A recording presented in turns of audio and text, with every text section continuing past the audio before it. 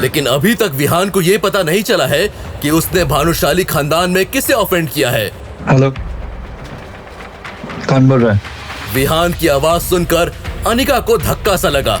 उसके चेहरे के एक्सप्रेशंस अचानक से बदल गए और उसका दिल बहुत भारी हो गया। जब भी अनिका विहान को कॉल करती, विहान बहुत ही ज्यादा एक्साइटेड हो जाता था, लेकिन आज उसकी टोन में वो एक्साइटमेंट पूरी तरह से गायब थी। लेकिन क्यों, ये अनिका को समझ नहीं आ रहा था। उसे कुछ पता ही नहीं था। हेलो विहान, मैं अनिका बोल रही हूँ। अच्छा सुनो, वो जो तुमने मुझे ड्रीम लवर नेकलेस गिफ्ट किया था ना, क्या तुम वो एक और अरेंज कर सकते हो? Is it possible for you? क्या तुम उस फेक ड्रीम लवर नेकलेस के बारे में बात कर रही हो? फेक? हाँ, तुम्हें याद नहीं? मैंने तुम्हें फेक ड्रीम लवर नेकलेस ही तो दिया था। तुम्हें वैसा एक और चाहिए? ठीक है, मैं अरेंज करवा सकता हूँ। कब चाहिए बताओ? अनिका ने बिना कुछ बोले फोन काट दिया, लेकिन उसे ये समझना मुश्किल हो रहा था कि आखिर उसे इतना महंगा डायमंड नेकलेस दिया किसने था। तभी उसकी नजर मिस जूली पर गई। I am really sorry miss Julie, मुझे भी नहीं पता था कि ये नेकलेस मुझे किसने दिया है। कोई बात नहीं अनिका, मुझे तो लगता है कि मेरी किस्मत में ड्रीम लवर नेकलेस लिखा ही नहीं है। कुछ ही देर बाद सब डिनर करने चले गए। तब अनिका की नजर नक्श पर पड़ी, जो कि उसे कहा करता था कि वो एक दिन उसे रियल ड्रीम लवर नेकलेस लाकर देगा। वहीं मिस जूली से मिलने नक्श आगे बढ़ा ही था कि कल्याणी ने अनाउंसमेंट की। लेडीज एंड जेंटलमैन, क्या मैं आपके 2 मिनट ले सकती हूँ प्लीज? अनिका, सभी को बताओ कि तुमने भानुशाली ग्रुप के साथ कैसे पार्टनरशिप की और तुम्हारी कामयाबी का राज क्या है। पार्टी में मौजूद सबकी नजरें अनिका पर ही थी और नक्श की नजरों के साथ साथ उसका दिल भी जैसे बाहर आया हो। वो अनिका को देखकर ऐसे खुश हो रहा था जैसे हर दफा पहली बार देख रहा हो। तभी अनिका ने जवाब दिया, दरअसल ऐसा कुछ भी नहीं है। उस दिन जब मैं भानुशाली ग्रुप के ऑफिस गई तो मेरी मुलाकात नए सीईओ से हुई ही नहीं। उनकी सेक्रेटरी ने मुझे कॉन्ट्रैक्ट दिया और साइन करने के लिए कहा। क्या?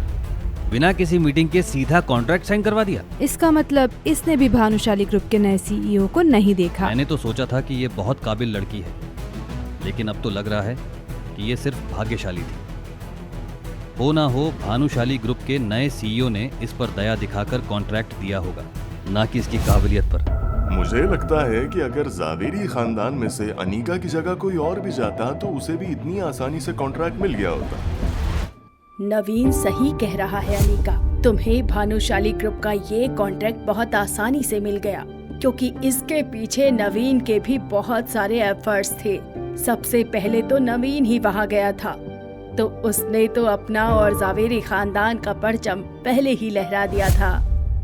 मैंने सुना है कि कुछ दिन पहले ही भानुशाली ग्रुप ने शिवानी नाम की एक आर्टिस्ट के साथ कॉन्ट्रैक्ट साइन किया है। मैं जावेरी खानदान को उस आर्टिस्ट की सस्ती से सस्ती डील ला कर दूंगा।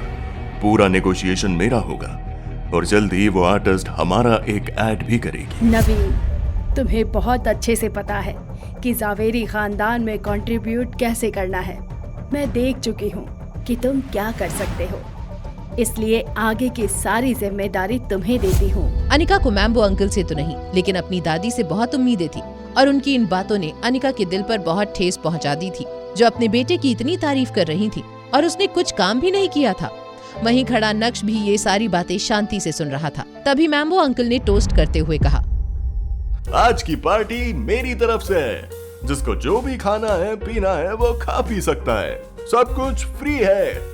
आज हम दिल खोल कर नाचेंगे, यहाँ से कोई भी सोबर नहीं जाएगा आज। रात भर पार्टी करने के बाद जब मैम्बो अंकल ने वेटर से बिल मंगवाया और अपना गोल्डन कार्ड उसे थमाया, तो वेटर की बात सुनकर उनके होश उड़ गए। उनका सारा नशा एक झटके में मानो उतर गया हो। सर, आपका कार्ड डिक्लाइन बता रहा है। क्या बकवास कर रहे हो? बिल कितने का बना है? सर 20 करोड़। 20 करोड़ का बिल सुनकर मैम्बो अंकल के पैरों तले से जमीन खिसक गई। वो पार्टी में बिना तमाशा किए इस सोच में डूबे हुए थे कि वो आखिर इतने बड़े बिल की पेमेंट करें कैसे। कॉन्ट्रैक्ट मिलने की खुशी में जो पार्टी रखी थी वो अब मैम्बो अंकल के गले की हड्डी बन गई थी। जैसे ही 20 करोड़ रुपए के बिल की बात सुनी, मैम्बो अंकल की आवाज पुराने रेडियो की तरह खड़खड़ाने लगी थी। तेरा दिमाग ठिकाने पर है? 20 करोड़ रुपए? हमने ये होटल नहीं खरीदना, बस आज की पार्टी का बिल चुकाना है। जा दौड़ के मैनेजर को बुला के ला। जो शख्स कुछ देर पहले तक अपनी दौलत के नशे में चूर था और उसका ढिंढोरा पीट रहा था, उसकी ये हालत देखकर पूरी पार्टी का मिजाज बदल गया था। हर कोई मैम्बो अंकल और जावेरीज को इस नजर से देख रहा था जैसे पार्टी का बिल उन्हें चुकाने के लिए बोला गया हो। मैनेजर ने पूरे बिल का हिसाब एक सांस में दे दिया। सर, आपने ही कहा था कि सबसे महंगी वाइन ही सर्व करना। हमारी सबसे महंगी वाइन 15 लाख रुपए की है और आपने तो पूरा होटल बुक किया था। वैसे तो आपका बिल 22 करोड़ रुपए का था, लेकिन हमने 2 करोड़ का डिस्काउंट दिया है आपको। डिस्काउंट? 20 करोड़ का बिल बना के तू डिस्काउंट नहीं लूट रहा है हमें। तू जानता नहीं मैं कौन हूँ। तूने नवीन जावेरी से पंगा लिया है। रुक, अभी तेरे इस होटल पे ताला लगवाता हूँ। कौन हो तुम नवीन जावेरी, जो हमारी होटल पर ताला लगवाने चले हो?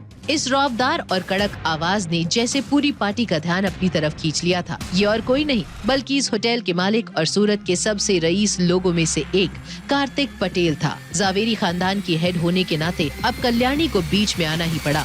मिस्टर पटेल, मैं माफी चाहती हूँ। ये जो मेरा लड़का है ना, इसने थोड़ी ज्यादा पी रखी है। आप फिक्र मत कीजिए, इसे मैं हैंडल करूँगी। माँ, किसी की उल्टी बातें सुनने की जरूरत नहीं है। हमारी इतनी हैसियत है कि हम बिल भर सके। जिसने कभी अपने बेटे को गलत नहीं माना, आखिर आज वो कैसे इस भरी महफिल में उसे गलत साबित कर रही थी। हर किसी के दिमाग में बस यही बात चल रही थी। मैम्बो अंकल के पास सिर्फ 15 करोड़ ही थे और बाकी के पैसों के लिए उसने कल्याणी का रुख किया और कल्याणी ने निकाला एक अजीब तरीका। ये तो गलत बात है। एंजॉय सब करें और बिल सिर्फ मेरे बेटे के सिर पर फटे। सुनो सब लोग, पूरा बिल अकेला मैम्बो नहीं भरेगा। तुम सब भी इस परिवार का हिस्सा हो। सब 1-1 करोड़ रुपए पे करो। बाकी का मैं और मैम्बो देख लेंगे। कल्याणी की इस बात से परिवार के लोगों के पसीने छूट गए। सब सोच रहे थे कि इतनी महंगी वाइन हमने तो नहीं मंगवाई, लेकिन अब किसकी जुर्रत थी कल्याणी के सामने बोलने की।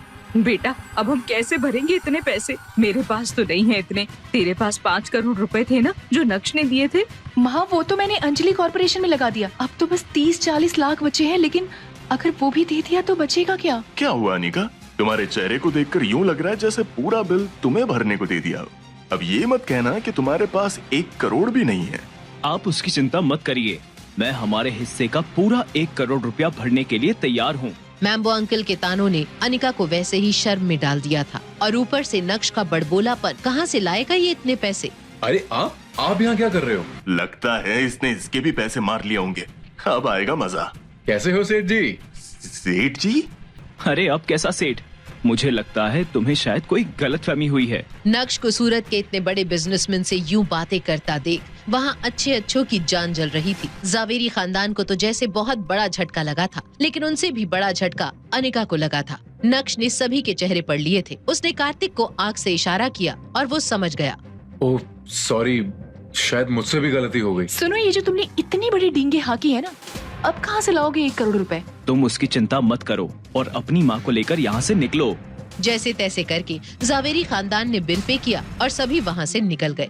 लेकिन नक्श को कार्तिक ने अकेले में रोका और नक्श को उस खास इंसान से मिलवाने उसके आलीशान डिपार्टमेंटल स्टोर पर ले गया, जहाँ हर एक प्रोडक्ट की कीमत इतनी थी कि आम आदमी तो वहाँ घुसने की भी ना सोचे। नक्श, आज मैं जो कुछ भी हूँ सिर्फ तुम्हारी वजह से हूँ। तुमने अगर मुझे उस वक्त पैसे नहीं दिए होते तो पता नहीं मैं शायद आज भी कहीं नशा करके पड़ा रहता। मैं तुम्हें पिछले कई सालों से ढूंढ रहा था। लेकिन तुम यहाँ सूरत कैसे? तुमने ही तो कहा था मुंबई मेरे लिए सेफ नहीं है, इसलिए मैं सूरत आ गया। यहाँ आने के बाद तुम्हारे दिए पैसों से ही ये होटल प्राइम स्टार खड़ा किया। देखा, मैंने तुम्हारा भरोसा नहीं तोड़ा। सच कहा तुमने। तुम्हारी ये सक्सेस देखकर मैं बहुत खुश हूँ। वैसे ये तुम मुझे कहाँ लाए हो? तुम्हें हिमानी याद है? नक्श ने अपने मुंबई के दिनों में काफी नाम और पैसा बनाया था। वो जितना तेज दिमाग से था, उतना ही बड़ा उसका दिल था। कार्तिक की तरह ही उसने एक लड़की की मदद सिर्फ उसकी ईमानदारी के लिए करी थी। आज जिस डिपार्टमेंटल स्टोर में नक्श खड़ा था, ये उसी हिमानी का था। हिमानी को कैसे भूल सकता हूँ कार्तिक? उस बैग में पूरे 3 करोड़ रुपए थे, जिसे मैं उसकी छोटी सी दुकान में भूल गया था। लेकिन उसकी ईमानदारी की दाद देना होगी। उसने पैदल चलकर मेरे पैसे मुझे लौटाए। और देख, आज तेरे दिए हुए उन पैसों से उसने कितना बड़ा स्टोर बना लिया है। तू रुक, मैं अभी उसे लेकर आता हूँ। तेरे लिए एक सरप्राइज भी है। नक्श हिमानी के इतने बड़े स्टोर को देखकर हैरान रह गया था। वो स्टोर को आंखें फाड़ कर देख रहा था कि तभी अनिका की एक फ्रेंड प्राची ने नक्श को इस हालत में देख लिया। नक्श, तुम यहाँ क्या कर रहे हो? पता है ना, यहाँ तुम्हारी औकात के हिसाब से कुछ भी नहीं मिलता। लगता है रास्ता भटक गए हो। मैं रास्ता भटका हूँ या नहीं, इससे आपको क्या लेना देना। वैसे ये प्राइसेस आपकी औकात से भी ज्यादा ही लग रहे हैं। तुम्हारी ये हिम्मत, अभी तुम्हें मजा चखाती हूँ। आलोक, क्या हुआ बेबी, कौन है ये आदमी? देखो ना बेबी, ये नक्श अनिका का हस्बैंड मुझे बोल रहा है कि मेरी औकात नहीं है यहाँ से कुछ खरीदने की। खुद तो कुछ काम करता नहीं है, बस मुफ्त की रोटियां तोड़ता है। अच्छा, तू है कौन बे, और तेरी इतनी हिम्मत कि मेरी वाइफ की इंसल्ट कर रहा है? चल निकल बाहर यहाँ से। अरे एक मिनट, तुम हो कौन मुझे यहाँ से बाहर निकालने वाले? ये इस स्टोर के डेप्यूटी जनरल मैनेजर हैं। आज ही इनका प्रमोशन हुआ है। तू सीधे सीधे यहाँ से निकलता है या सिक्योरिटी बुला के धक्के मार कर बाहर निकलवाऊं? देखो, तुम मुझे ठीक से जानते नहीं हो, और ये स्टोर। Security, security. आलोक की ऊंची आवाज सुनकर हर कोई अब उस तमाशे को देखने लगा, लेकिन सिक्योरिटी के आने से पहले वहाँ कार्तिक और हिमानी आ गए। क्या चल रहा है यहाँ पर, और ये तुमने इनका हाथ क्यों पकड़ा हुआ है? सर, मैडम आप यहाँ? पहले तुमसे जो पूछा है उसका जवाब दो।